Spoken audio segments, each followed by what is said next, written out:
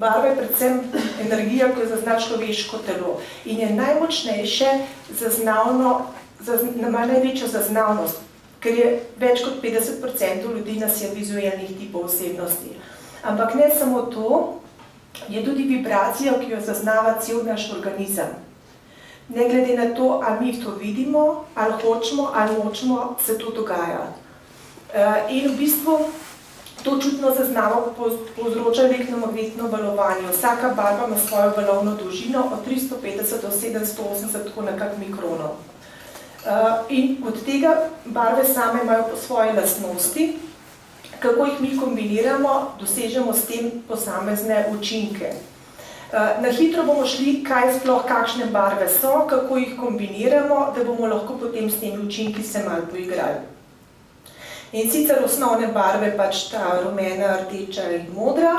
Če jih med seboj zmešamo, dobimo sekundarne barve in to so v bistvu čiste barve. Iz teh, če mešamo še med seboj, dobimo naprej vse terciarne barve.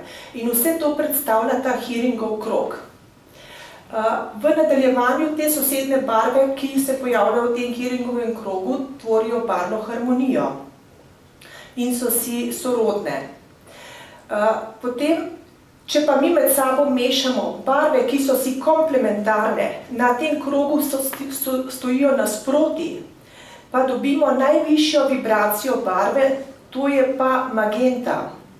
In to je v bistvu ta barva poseduje vibracijo prav vseh barv in zato ji tudi rečemo to zdravilna barva. Potem zdravilne so tudi barve, kot si bomo pol naprej ogledali, ki so si na tem krogu nasproti si stoječe. To je v bistvu tako kot magnet, ki se barve med seboj privlačijo. Zdaj, kar se tiče terapije, to ni nič novega. Že več tisoč let je poznana barvna terapija. Danes se po svetu pojavlja veliko inštitutov, uradno priznanih medicinskih praks, ki se ukvarjajo z barvno terapijo.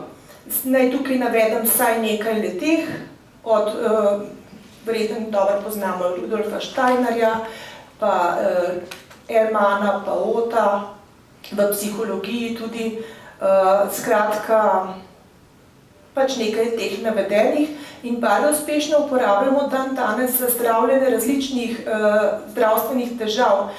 Poznamo recimo pa novorojenčki z latenco, z modro svetlobo, potem z ultraviolično tudi razne kožne težave, za depresije obstajajo že posebne lučke, obsevamo, ki se sami lahko obsevamo po pol ure na dan za odpravljanje teh težav.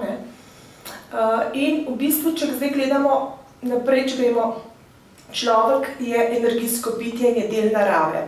Kadar mi ne vemo, kako uporabljati barve, katere so prave barve, se ozremo po naravi. Glede na letni čas, narava nam sama pove, katera je tista barva, ki je dobra za nas oziroma za tisti letni čas. Zato imamo tudi po zimi temnejše barve. Ker v barvni terapiji bela in črna ne predstavljata barve, ampak se uporabljata samo za redčenje in gostenje barv.